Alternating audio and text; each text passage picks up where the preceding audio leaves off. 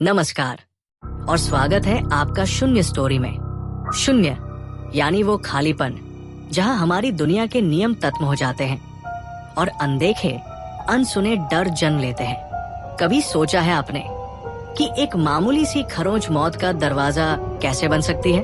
एक छोटा सा कट पूरे शहर को श्मशान में कैसे बदल सकता है? आज की कहानी एक ऐसे ही शहर की है जिसका नाम तो विश्रामपुर था, पर जहां की रातों में खौफ चीखता था। ये कहानी है एक फोन कॉल से शुरू हुए उस आतंक की जिसने एक पूरे शहर को जिंदा लाशों का कब्रिस्तान बना दिया। ये कहानी है उन नरपिशाचों की जो खून के प्यासे नहीं थे, वो आपकी आत्मा के प्यासे थे। वो आपको मारना नहीं बल्कि अपने जैसा बनाना चाहते थे। तो अपनी दिल की धड़कनों को थाम लीजिए और अपनी हिम्मत को समेट लीजिए, क्योंकि अब आप दाखिल होने वाले हैं विश्रामपुर के उस अभिशप्त अध्याय में। चलिए सुनते हैं नरपिशाचों का हमला। अध्याय 1, खामोशी में एक चीख। रात के 2 बज रहे थे। विश्रामपुर शहर, जो अपने नाम के विपरीत हमेशा एक अजीब सी बेचैनी में डूबा रहता था, घने कोहरे और खामोशी की चादर ओढ़े सो रहा था। पुलिस स्टेशन में ड्यूटी पर तैनात हवलदार राम सिंह ऊँघ रहे थे जब टेलीफोन की कर्कश घंटी ने सन्नाटे को बेरमी से चीर दिया। राम सिंह ने झल्लाते हुए रिसीवर उठाया। पुलिस स्टेशन, उसने नींद में भारी आवाज में कहा। दूसरी तरफ से एक कांपती घबराई हुई आवाज आई, साहब साहब जल्दी आइए, हाईवे से सटी पुरानी मिल के पास एक गाड़ी में लाश है। उस आदमी की सांसें बुरी तरह उखड़ रही थी। राम सिंह की नींद पल में उड़ गई। शांत हो जाओ, कौन बोल रहे हो? पता ठीक से बताओ। मेरा नाम सुरेश है, मैं ट्रक ड्राइवर हूं। यहाँ गाड़ी खड़ी करके साहब आप बस आ जाइए। गाड़ी का नंबर है UP 14B 4502। एक सफेद सेडान। फोन कट गया। राम सिंह ने तुरंत वायरलेस पर इंस्पेक्टर विक्रम राठौड़ की पेट्रोलिंग टीम को सूचित किया। विक्रम, जो शहर में नए थे और अपनी तर्कसंगत सोच और सख्त मिजाज के लिए जाने जाते थे, ने संदेश मिलते ही गाड़ी का रुख पुरानी मिल की तरफ मोड़ दिया। कुछ ही मिनटों में पुलिस जीप की नीली लाल बत्तियां कोहरे को चीरती हुई उस सुनसान जगह पर पहुंची।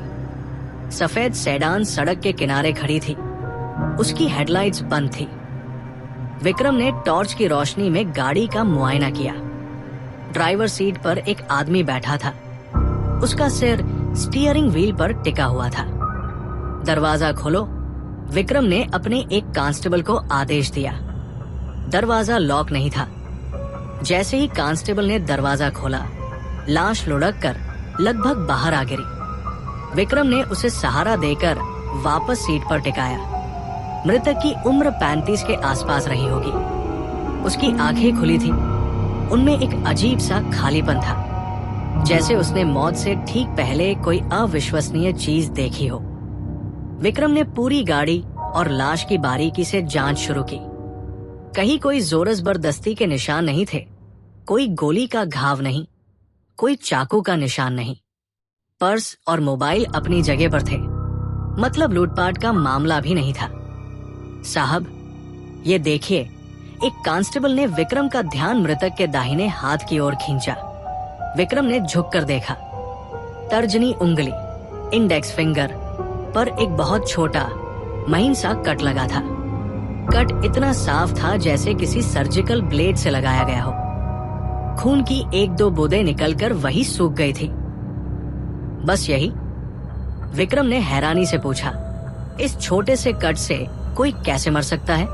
हार्ट अटैक लग रहा है। शव को पोस्टमार्टम के लिए भेज दिया गया और विक्रम इस अजीबोगरीब मामले की शुरुआती रिपोर्ट तैयार करने में जुट गया। उसे ये मामला जितना सरल दिख रहा था, उतना ही पेचीदा महसूस हो रहा था। 2 दिन बाद पोस्टमार्टम रिपोर्ट आई और उसने पूरे पुलिस डिपार्टमेंट में सनसनी फैला दी। फॉरेंसिक एक्सपर्ट डॉक्टर शर्मा ने विक्रम को अपने ऑफिस में बुलाया। उनका चेहरा सफेद पड़ा हुआ था। विक्रम, मैंने अपने 20 साल के करियर में ऐसा केस नहीं देखा डॉक्टर शर्मा ने कांपते हाथों से रिपोर्ट आगे बढ़ाते हुए कहा, क्या हुआ डॉक्टर? मौत का कारण हार्ट अटैक ही है ना?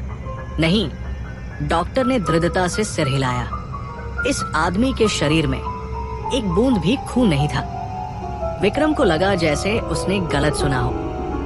क्या मतलब? खून कहा गया? क्या इंटरनल ब्लीडिंग हुई? नहीं विक्रम, तुम समझ नहीं रहे। उसके शरीर से सारा खून निकाल लिया गया है। हर एक नस, हर एक कोशिका सूखी पड़ी है। उसका शरीर अंदर से खोखला हो चुका है, इसीलिए उसकी त्वचा पीली पड़कर मोम जैसी हो गई थी। और ये सब उस एक उंगली के कट से हुआ है। ये नामुमकिन है, विक्रम चिल्लाया। एक छोटे से कट से कोई पूरा खून कैसे निकाल सकता है? क्या किसी ने वैक्यूम क्लीनर लगा दिया था? डॉक्टर ने गहरी सांस ली। विकर्ण, वैज्ञानिक रूप से ये असंभव है, लेकिन सच्चाई यही है। ऐसा लगता है जैसे किसी ने उस कट से उसका सारा खून चूस लिया हो। यही उसकी मौत का कारण है, एक्सैंग्विनेशन, यानी रक्त की कमी। पर यह कैसे हुआ, ये मेरी समझ से बाहर है। विक्रम के रोंगटे खड़े हो गए। ये किसी इंसान का काम नहीं हो सकता। कोई जानवर? पर गाड़ी तो बंद थी। क्या ये किसी तरह का तांत्रिक अनुष्ठान था? जांच में पता चला कि मृतक का नाम योगेश शर्मा था, जो एक स्थानीय कॉलेज में इतिहास का शोध करता था। उसके घर में उसकी पत्नी प्रिया और एक 7 साल की बेटी मिष्टी थी। विक्रम को ये खबर परिवार को देने का मुश्किल काम सौंपा गया। अध्याय 2, परछाई का आगमन। योगेश का घर मातम में डूबा हुआ था। प्रिया अपनी बेटी को सीने से लगाए सुबक रही थी। विक्रम ने बड़ी मुश्किल से उससे पूछताछ शुरू की। क्या योगेश का किसी से कोई झगड़ा था? कोई दुश्मन? प्रिया ने रोते हुए ना में सिर हिलाया। वो बहुत शांत स्वभाव के थे। अपने काम और परिवार के सिवा उन्हें किसी चीज से मतलब नहीं था। हाँ, पिछले कुछ हफ्तों से वो थोड़े परेशान थे। परेशान? किस बात को लेकर? विक्रम ने तुरंत पूछा। वो विश्रामपुर के पुराने इतिहास पर शोध कर रहे थे, किसी नरपिशाच की किंवदंती के बारे में। कहते थे कि सदियों पहले इस शहर पर उनका श्राप था। उन्होंने शहर के बाहर किसी पुरानी भूली बिसरी बावड़ी का पता लगाया था। वो कहते थे कि उस जगह में कुछ अजीब है। उन्हें लगता था कि वो किसी बड़ी खोज के करीब है, लेकिन वो डरे हुए भी थे। नरपिशाच? विक्रम ने इस शब्द को मन में दोहराया। ये सब उसे अंधविश्वास और बकवास लगा। पुलिस ने योगेश के स्टडी रूम की तलाशी ली। वहां इतिहास की पुरानी किताबों और नक्शों का ढेर लगा था। एक डायरी में उसने अंधकूप बावड़ी और रक्तबीज श्राप जैसे शब्दों का जिक्र किया था, लेकिन इससे ज्यादा कुछ हाथ नहीं लगा। 3 महीने बीत गए। पुलिस की जांच किसी नतीजे पर नहीं पहुंची। फाइल बंद होने की कगार पर थी। विश्रामपुर अपनी पुरानी रफ्तार से चलने लगा था। एक रात प्रिया अपनी बेटी मिष्टी के साथ सो रही थी। अचानक आधी रात को मिष्टी चीख कर उठ बैठी। पापा, पापा। प्रिया ने घबराकर बत्ती जलाई। क्या हुआ बेटा? बुरा सपना देखा? मिष्टी की आंखों में डर नहीं, एक अजीब सी चमक थी। उसने कमरे के एक खाली कोने की ओर इशारा करते हुए कहा, नहीं मम्मा। पापा वहां खड़े थे। वो मुस्कुरा रहे थे। उन्होंने कहा कि अगर मैं भी उनके साथ खेलना चाहती हूँ तो मुझे अपनी उंगली पर एक छोटा सा कट लगाना होगा। वो कह रहे थे, एक बूंद रक्त, एक नया जीवन। प्रिया का खून सर्द पड़ गया। बेटा, वो सपना था। पापा अब भगवान जी के पास है। नहीं मम्मा, मिष्टी जिद करने लगी। वो सच में थे। उन्होंने कहा कि वो मुझे लेने आएंगे। प्लीज मेरी उंगली में कट लगा दो ना, मुझे पापा के पास जाना है। प्रिया ने बड़ी मुश्किल से बेटी को बहला फुसलाकर सुलाया, लेकिन खुद उसकी आंखों से नींद कोसों दूर थी। योगेश की बातें, नरपिशाच की किंवदंती और अब बेटी का ये भयानक अनुभव, उसके मन में एक अनजाना डर घर करने लगा था। अगली सुबह जब प्रिया सोकर उठी तो उसके पैरों तले जमीन खिसक गई। मिष्टी बिस्तर पर शांत पड़ी थी। उसका पूरा शरीर पीला पड़ चुका था, ठीक वैसा ही जैसा उसने योगेश के बारे में सुना था। उसकी नन्ही सी तर्जनी उंगली पर एक छोटा सा कट था जिससे खून की एक बूंद जम गई थी। पास ही एक सेफ्टी पिन पड़ी थी। प्रिया की चीख ने पूरे मोहल्ले को इकट्ठा कर दिया। मिष्टी को तुरंत अस्पताल ले जाया गया, जहां डॉक्टरों ने उसे मृत घोषित कर दिया। कारण वही था, शरीर में खून की एक बूंद भी नहीं थी। अब विक्रम को यकीन हो गया था कि ये कोई साधारण मामला नहीं है। उसने प्रिया से दोबारा सख्ती से पूछताछ की। प्रिया ने रो रो कर रात की पूरी घटना बता दी। पुलिस ने घर पर निगरानी बढ़ा दी। 15 दिन और बीत गए। घर में आए रिश्तेदार एक एक करके वापस जा चुके थे। अब उस मनहूस घर में प्रिया अकेली रह गई थी। एक रात प्रिया सो रही थी। उसे सपने में योगेश और मिष्टी दिखाई दिए। दोनों मुस्कुरा रहे थे, उनका हाथ पकड़कर अपनी ओर खींच रहे थे। आ जाओ प्रिया, योगेश की आवाज गूंजी। बस एक छोटा सा कट और हम फिर से एक पूरा परिवार बन जाएंगे। उनकी आवाज में एक अजीब सा सम्मोहन था, एक ऐसा आकर्षण जिससे बच पाना नामुमकिन था। अगली सुबह जब पड़ोसियों ने दरवाजा खटखटाया और कोई जवाब नहीं मिला, तो उन्होंने पुलिस को बुलाया। दरवाजा तोड़ने पर अंदर का दृश्य दिल दहला देने वाला था। प्रिया अपने बिस्तर पर मृत पड़ी थी। उसका शरीर भी पीला था और उसकी उंगली पर भी वही छोटा सा कट था। एक ही परिवार के 3 लोगों की एक ही रहस्यमयी तरीके से मौत। पूरे शहर में ये खबर आग की तरह फैल गई। अध्याय 3, आतंक का साम्राज्य। अब डर केवल एक परिवार तक सीमित नहीं रहा, ये एक महामारी बन चुका था। न्यूज चैनलों पर तांत्रिकों और विशेषज्ञों की बहसें छिड़ गई। उन्होंने एक स्वर में इसे नरपिशाचों का काम बताया। उनका कहना था कि ये अतृप्त आत्माएं जो रक्त पीकर अपनी शक्ति बढ़ाती हैं और अपने कुनबे में वृद्धि करना चाहती हैं। अगले 4 महीनों में शहर के अलग अलग कोनों से वैसी ही मौतें रिपोर्ट होने लगी। पैटर्न हमेशा एक जैसा था। पहले घर का कोई एक सदस्य मरता, फिर कुछ ही दिनों या हफ्तों में उसकी आत्मा अपने बाकी परिवार वालों को सम्मोहित करके उनसे भी उंगली पर कट लगवाती और उनका खून पी जाती। पूरा का पूरा खानदान नरपिशाचों की सेना में शामिल हो रहा था। शहर पर एक अनदेखे आतंक का साया मंडराने लगा था। शाम होते ही सड़कों पर कर्फ्यू जैसा सन्नाटा पसर जाता। लोग दिन में भी अकेले घर से बाहर निकलने से डरते थे। डर इस कदर बैठ गया था कि लोगों ने अपने घरों से चाकू, ब्लेड, कैंची और सुई जैसी हर धारदार चीज फेंक दी। यहाँ तक कि कांच के गिलास और बर्तनों को भी हटा दिया गया। मर्दों ने शेव करना बंद कर दिया, इस डर से कि कहीं कोई मामूली सा कट भी उन्हें इन पिशाचों का अगला शिकार न बना दे। एक दिन हाईवे पर एक और भयानक घटना घटी। एक बाइक पर जा रहे 2 दोस्त बाइक फिसलने से गिर पड़े। दोनों के सिर पर चोट आई और खून बहने लगा। दिन दहाड़े व्यस्त सड़क पर वे बेहोश पड़े थे। जब तक पुलिस पहुंची, दोनों मर चुके थे। पोस्टमार्टम रिपोर्ट ने फिर वही कहानी दोहराई, शरीर में खून नहीं था। एक्सीडेंट से लगी चोट तो मामूली थी, मौत खून चूसने से हुई थी। इस खबर ने लोगों के मन में बैठे डर को आतंक में बदल दिया। अब सिर्फ घर के अंदर ही नहीं, बाहर भी खतरा था। एक मामूली सी खरोंच भी मौत का बुलावा बन सकती थी। लोगों ने गाड़ियां चलाना बंद कर दिया, बच्चों को स्कूल भेजना बंद कर दिया। शहर की अर्थव्यवस्था ठप हो गई। दुकानें बंद, दफ्तर खाली। सड़कों पर केवल पुलिस की गाड़ियों के सायरन की मनहूस आवाज गूंजती थी। विक्रम और उसकी टीम बेबस थी। वे किससे लड़ रहे थे? एक ऐसी शक्ति से जो दिखती नहीं, जो दीवारों के पार जा सकती है, जो अपनों का ही चेहरा ओढ़ कर आती है। उन्होंने एक प्रयोग करने का फैसला किया। एक ऐसा परिवार चुना गया जिसमें हाल ही में एक मौत हुई थी। पुलिस ने उस घर के चारों ओर कड़ा पहरा लगा दिया। घर के अंदर भी सादे कपड़ों में पुलिसकर्मी तैनात थे। उनका मकसद था उस चीज को रंगे हाथों पकड़ना जो खून चूसने आती थी। उस परिवार में एक 20 साल का लड़का रोहित बचा था। रात के करीब 3 बजे रोहित बेचैनी से उठा।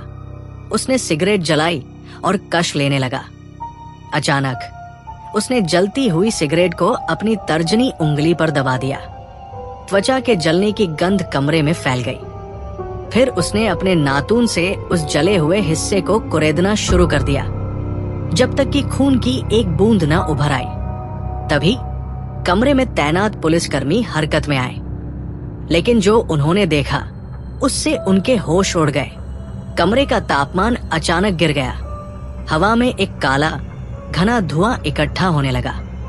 उस धुएं ने धीरे धीरे एक इंसानी परछाई का आकार लिया, लेकिन उसका कोई चेहरा नहीं था।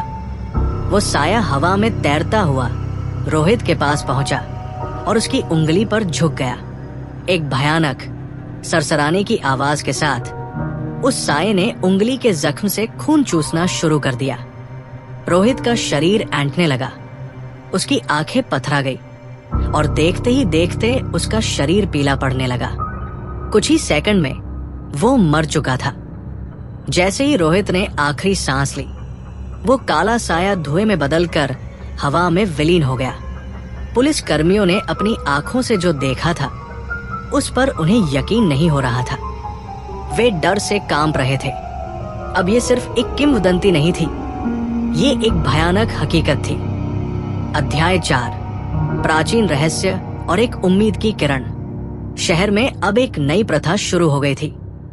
लोग अपने ही परिवार के सदस्यों को रात में रस्सियों से बांधकर रखने लगे, इस डर से कि कहीं कोई अकेले में खुद को चोट पहुंचाकर पिशाचों को न्योता न दे दे। शहर एक विशाल पागल खाने में तब्दील हो चुका था। पुलिस बल भी इससे अछूता नहीं था। विक्रम के कई कांस्टेबल और ऑफिसर मारे जा चुके थे। शहर के लोग अब ये नर्क छोड़कर भागना चाहते थे, लेकिन बाहर निकलने का मतलब था मौत को दावत देना। शहर का संपर्क बाकी दुनिया से लगभग कट चुका था। खाने पीने का सामान खत्म हो रहा था। लोग घरों में भूख से मरने लगे। मजबूरी में जब वे बाहर निकलते तो पिशाचों का शिकार बन जाते। विश्रामपुर एक जीती जागती कब्रगाह बन चुका था, जहां मुर्दे जिंदा लोगों का शिकार कर रहे थे। इस पूरे आतंक और विनाश के बीच शहर के केंद्र में स्थित प्राचीन महाकाली का मंदिर एक द्वीप की तरह सुरक्षित था। मंदिर के वृद्ध पुजारी आचार्य देवदत्त दशकों से वही रह रहे थे। वे एक सिद्ध पुरुष थे, जिन्हें शहर के लोग तब तक भूल चुके थे जब तक ये विपदा नहीं आई थी। मंदिर के परिसर में किसी भी अपवित्र शक्ति का प्रवेश वर्जित था। आचार्य देवदत्त मंदिर के आंगन में लगे आम और अमरूदों के पेड़ों से फल तोड़कर माँ काली को भोग लगाते और उसी से अपना गुजारा करते। विक्रम हर तरफ से हार कर एक आखिरी उम्मीद के साथ आचार्य देवदत्त के पास पहुंचा। उसने उन्हें पूरी कहानी बताई, अपनी आंखों देखी घटना का भी जिक्र किया। आचार्य देवदत्त ने गहरी आंखों से विक्रम को देखा। उनकी आंखों में भय नहीं, बल्कि एक गहरी पीड़ा थी। इंस्पेक्टर, तुम जिससे लड़ रहे हो वो कोई अपराधी नहीं, एक श्राप है, रक्तबीज श्राप। उन्होंने बताना शुरू किया। सदियों पहले विश्रामपुर के क्रूर राजा ने एक निर्दोष तांत्रिक और उसके पूरे परिवार की बलि दे दी थी, सिर्फ अपनी शक्ति बढ़ाने के लिए। मरते हुए उस तांत्रिक ने श्राप दिया था कि इस शहर की मिट्टी रक्त की प्यासी हो जाएगी। उसने अपनी तंत्र शक्ति से एक अंधकूप का निर्माण किया, एक ऐसा पोर्टल जो नरपिशाचों की दुनिया से जुड़ता है। उसने कहा था, जब तक मेरे वंश का रक्त इस धरती पर शांत नहीं होगा, तब तक ये शहर रक्त से ही सींचा जाएगा। एक बूंद रक्त से नए पिशाचों को जन्म देगी। योगेश शर्मा आचार्य ने आगे कहा, अपने शोध के दौरान अनजाने में उसी अंधकूप बावड़ी तक पहुंच गया था। शायद वहां उससे कोई भूल हुई, या शायद उसकी उपस्थिति ने ही उस सोए हुए श्राप को जगा दिया। वो पहला शिकार बना और उसने ही इस रक्तबीज को फिर से बो दिया। तो इसका कोई उपाय नहीं है? विक्रम ने निराश होकर पूछा। उपाय है, आचार्य ने दृढ़ता से कहा। जिस शक्ति ने इस श्राप को बनाया है, उससे बड़ी शक्ति ही इसे तोड़ सकती है। मां महाकाली की शक्ति। आचार्य देवदत्त ने शहर को बचाने का बीड़ा उठाया। उन्होंने अगले 7 दिनों तक मंदिर में अखंड महामृत्युंजय जाप और काली सहस्त्र नाम का पाठ किया। हवन की अग्नि लगातार जलती रही। 7वें दिन जब जाप पूरा हुआ तो आचार्य देवदत्त की आंखों में एक दिव्य तेज था। उन्होंने हवन की भस्म और मंत्रों की शक्ति से हजारों काले धागों को अभिमंत्रित किया। ये रक्षा सूत्र है। उन्होंने एक धागा विक्रम की कलाई पर बांधते हुए कहा, जब तक ये तुम्हारी कलाई पर है, कोई भी पिशाच तुम्हें छू नहीं सकता। अब हमें ये धागा शहर के हर एक इंसान की कलाई पर बांधना होगा। अध्याय 5, मुक्ति का संग्राम। ये एक लगभग असंभव काम था। विक्रम ने पुलिस बल के बचे खुचे लोगों को इकट्ठा किया। आचार्य देवदत्त के नेतृत्व में वे सभी अपनी कलाइयों पर रक्षा सूत्र बांधकर शहर में निकल पड़े। वे घर घर गए, डरेस में लोगों को बाहर निकाला और उनकी कलाइयों पर धागे बांधे। अब लोग सुरक्षित थे। वे घरों से बाहर निकलने लगे। नरपिशाच जो अब तक आसानी से शिकार कर रहे थे, अब बेबस थे। वे लोगों के पास आते, उन्हें सम्मोहित करने की कोशिश करते, लेकिन रक्षा सूत्र का कवच उन्हें भेदने नहीं देता था। खून न मिलने के कारण उनकी शक्तियां कमजोर पड़ने लगी। वे हवा में चीखते, चिल्लाते, लेकिन कुछ कर नहीं पाते। लेकिन ये स्थायी समाधान नहीं था। पिशाचों को जड़ से खत्म करना जरूरी था।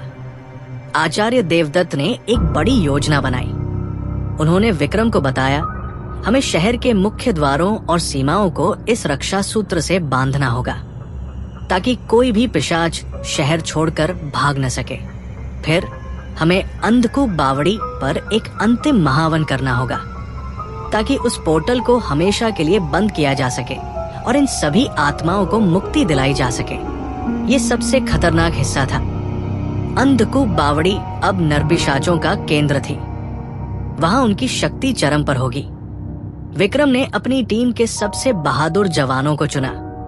आचार्य देवदत्त और उनके कुछ शिष्य मंत्रों का जाप करते हुए आगे बढ़े। जैसे ही वे बावड़ी के पास पहुंचे, हवा में हजारों पिशाचों की चीखें गूंजने लगी। काला धुआं हर तरफ से इकट्ठा होकर उन पर हमला करने लगा, लेकिन रक्षा सूत्र और मंत्रों की शक्ति के आगे उनकी एक न चली। बावड़ी के मुंह पर उन्होंने हवन कुंड स्थापित किया। आचार्य देवदत्त ने जैसे ही पहली आहुति डाली, जमीन कांपने लगी। बावड़ी के अंदर से एक भयानक गगन भेदी चीख निकली। एक विशाल काला साया, जो उन सभी पिशाचों का राजा और स्रोत लग रहा था, बावड़ी से बाहर निकला। ये वही मूल तांत्रिक की आत्मा थी। तुम मुझे नहीं रोक सकते, वो साया हजारों आवाजों में एक साथ बोला। ये शहर मेरा है, इसका हर वासी मेरा भोजन है। उसने अपनी पूरी शक्ति से हवन कुंड पर हमला किया, लेकिन विक्रम और उसके साथी ढाल बनकर खड़े हो गए। आचार्य देवदत्त ने अपनी आंखें बंद की और अपनी पूरी आत्मिक शक्ति को एक मंत्र में केंद्रित किया। क्री कालिकाय नमः, जयंती मंगला काली, भद्रकाली कपालिनी।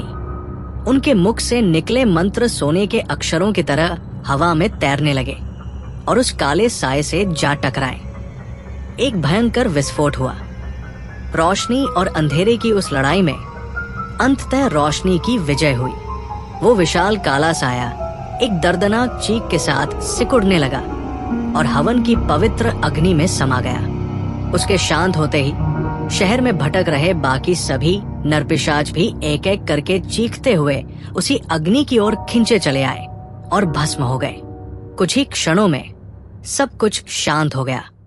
सदियों पुराना श्राप टूट चुका था। सुबह का सूरज जब विश्रामपुर पर उगा तो वो एक नई सुबह थी। शहर की हवा में अब डर नहीं, बल्कि एक अजीब सी शांति थी। लोगों ने घरों से बाहर निकलकर एक दूसरे को गले लगाया। उनकी आंखों में आंसू थे, लेकिन वे खुशी के थे। आचार्य देवदत्त और इंस्पेक्टर विक्रम राठौर का शहर के लोगों ने किसी नायक की तरह सम्मान किया। शहर धीरे धीरे अपनी सामान्य स्थिति में लौटने लगा, लेकिन अब ये पहले जैसा नहीं था। हर चेहरे पर एक कहानी थी, एक भयानक अतीत की परछाई थी। लोगों ने अंधविश्वास को नहीं, बल्कि अपनी आस्था को फिर से पा लिया था। विक्रम राठौड़, जो एक तर्कवादी पुलिस ऑफिसर के रूप में इस शहर में आया था, अब एक ऐसा इंसान बन चुका था जिसने अंधेरे की सबसे गहरी खाइयों को देखा था। वो जानता था कि इस दुनिया में विज्ञान और तर्क के परे भी बहुत कुछ है। विश्रामपुर को नरपिशाचों से मुक्ति मिल गई थी, लेकिन उनकी कहानी हमेशा के लिए शहर की दीवारों और लोगों की यादों में जिंदा रहने वाली थी, एक चेतावनी के रूप में कि अंधेरा हमेशा मौके की तलाश में रहता है और उससे लड़ने के लिए सिर्फ बहादुरी ही नहीं, विश्वास की भी जरूरत पड़ती है। तो ये थी विश्रामपुर की वो भयानक दास्तां, जहां विश्वास ने आतंक को हराया और आस्था ने श्राप को तोड़ा। विश्रामपुर का वो आतंक अब इतिहास के शून्य में विलीन हो चुका है, लेकिन वो खौफ आज भी उन लोगों की यादों में जिंदा है। ये कहानी हमें याद दिलाती है कि अंधेरा कितना भी घना क्यों न हो, उम्मीद की एक किरण उसे भेदने के लिए काफी होती है। उम्मीद है नरपिशाचों के इस साम्राज्य की कहानी ने आपकी रूह को कंपा दिया होगा। आपको इस कहानी का कौन सा हिस्सा सबसे ज्यादा डरावना लगा? क्या वो धुएं के साए का खून पीना था, या अपनों का ही अपने परिवार को शिकार बनाना? नीचे कमेंट्स में हमें जरूर बताइएगा। अगर आपको शून्य स्टोरी की ये पेशकश पसंद आई तो इस वीडियो को लाइक करना न भूलें और अपने दोस्तों के साथ इसे शेयर करें जिन्हें डरावनी कहानियां सुनना पसंद है।